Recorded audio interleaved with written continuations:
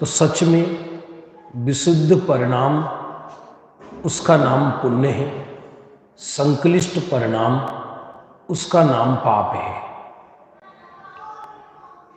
क्रिया तो उसमें एक निमित्त मात्र है। अब इसमें पुण्य पाप एकत्व द्वार में सार बताते हैं आचार्य।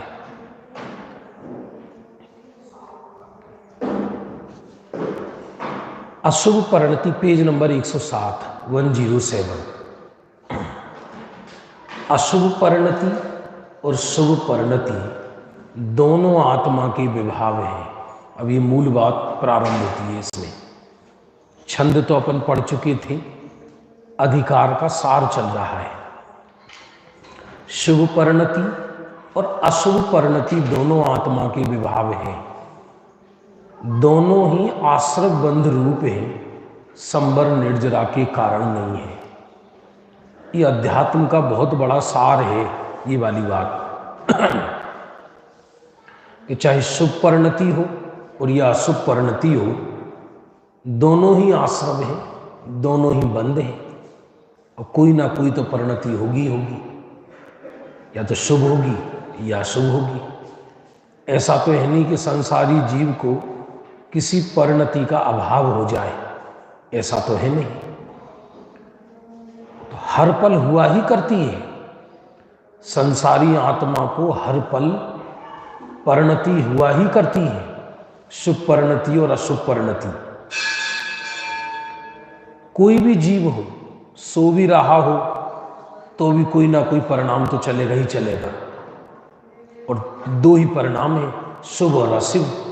शुद्ध तो उस अज्ञानी के प्रकट ही नहीं हुआ है, इसलिए दोनों ही मुक्ति मार्ग में घातक होने से पाप और पुण्य दोनों एक हैं। जब तक अशुभ परिणति को तो जगत में कोई पुण्य बताता ही नहीं है, लेकिन शुभ परिणति भी जब तक है तब तक मुक्ति का घात है।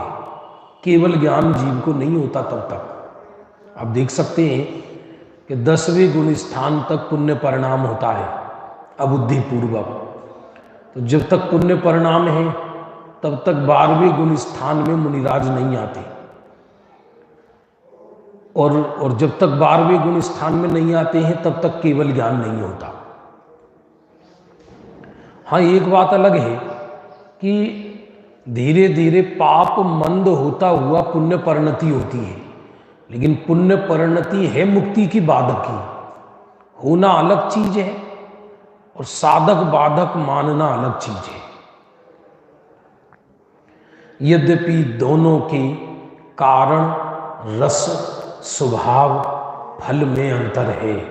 यद्यपि दोनों के माने पुण्य पाप के कारण, रस, स्वभाव और फल, इसकी चर्चा अपन पहले कर चुके कि जो पुण्य का कारण है, पाप का कारण है,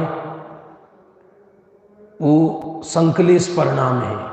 जो पुण्य का कारण है वो विशुद्ध परिणाम है। रस में पुण्य का रस मीठा है, पाप का रस कटुक है। स्वभाव, जो पुण्य है वो मंद कसाय रूप है, पाप है वो तीव्र कसाय रूप है। और पुण्य का फल स्वर्ग है और पाप का फल नरक और त्रियंच गति है। तो इन नहीं, फल में मुख्यतया गति को लिया है, रस में जो वेदन चलता है उसको लिया है। जिसके पाप का उदय सुबह से शाम तक हाय हाय हाय हाय, रोना ही रोना, रोना ही रोना, शरीर में रोग है, करे क्या। बहुत ये संसार सुखद नहीं है। ये पुण्य पाप के झकोरे का नाम ही संसार है। और यदि संसार में सुख हो तो जीव तीर्थंकर क्यों जाते कर्म काट के मोक्ष? क्या जरूरी थी उनको दीक्षा लेने की यदि संसार में सुख होता तो? थोड़ा सा अंतर इतना है कि पुण्यवान थोड़ा सुखी नजर आता है। भ्रम से पुण्यवान भ्रम से सुखी नजर आता है, सुखी है नहीं। पुण्यवान भ्रम से सुखी नजर आता है, लेकिन सुखी है नहीं रंच मात्र भी।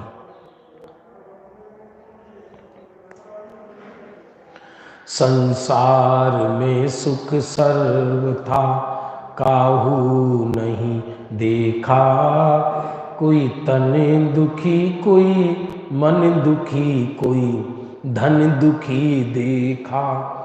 अब मजेदार बात यह है कि पुण्य में सारा जगत सुख मानता है, पुण्य के फल में, पुण्य परिणाम में, पुण्य के फल में दिखाई देता है ऐसा। लेकिन वो है ऐसा ही कि जैसे कि बकरे को बलि करने से पहले उसका श्रृंगार करना, है ऐसा ही। पुण्य है ऐसा ही, एकदम लगता है वो हमको कि सुख का कारण है। तो ये देखो लिखा, यद्यपि दोनों के कारण रस स्वभाव फल में अंतर है, तथा पुण्य प्रिय और पाप अप्रिय लगता है। पुण्य प्रिय लगता है, पाप अप्रिय लगता है। ये कहना जितना सरल है ना, पुण्य पाप की एक मान नहीं, जीवन में व्यक्ति उसको पूरा संसार ही उलट पुलट हो जाए पाप के उदय वाले के। लोक में पुण्य उदय वाले को धर्मी कहा जाता है, जबकि पुण्य उदय से धर्मी नहीं है। यदि चरणन योग की दृष्टि से भी देखा जाए तो पुण्य परिणाम से धर्मी है। शुभ भाव से भी देखो, पुण्य उदय तो पापी के भी हो सकता है। नरक जाने वाले रावण के पुण्य उदय नहीं था क्या? बड़े बड़े मुस्लिम कंट्रीज में सुबह से शाम तक मांस का सेवन करते हैं, उनके पुण्य का उदय नहीं है क्या? सोने की कारें खड़ी हैं। पुण्य प्रिय लगता है, पाप अप्रिय लगता है।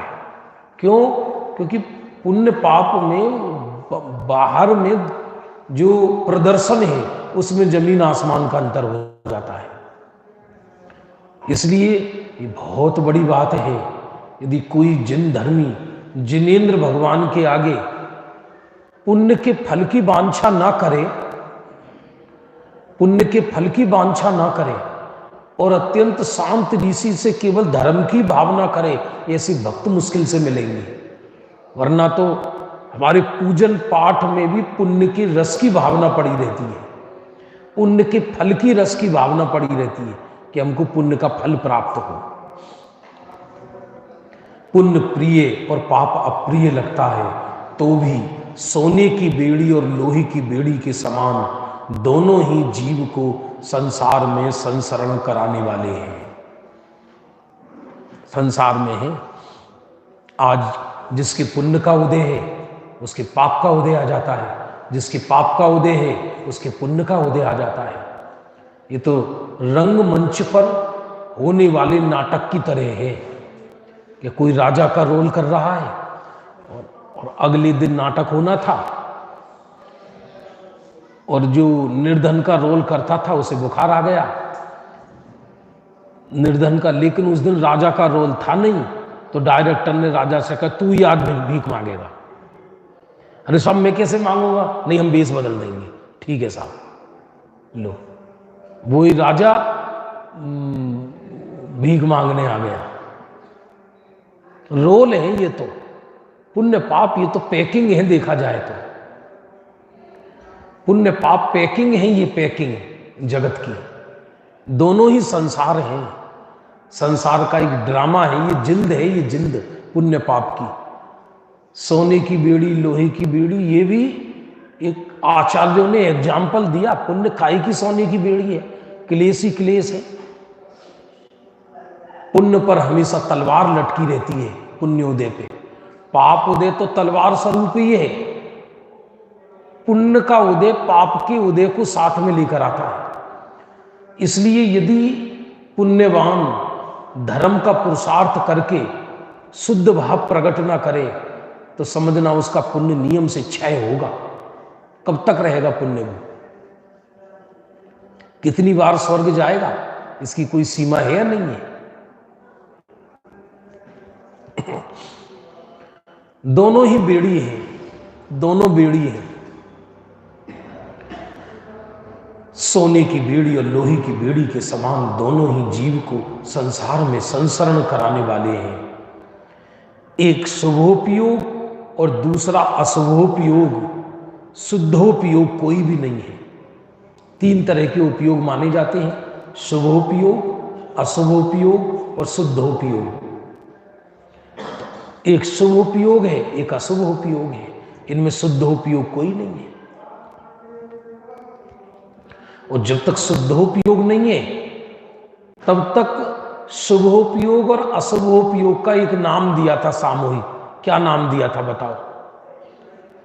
शुभोपयोग और अशुभोपयोग, ये दोनों मिलकर क्या नाम है?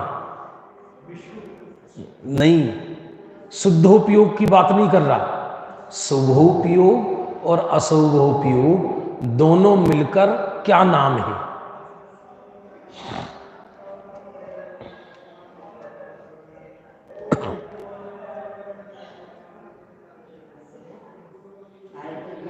हाँ जी, अशुद्ध उपयोग।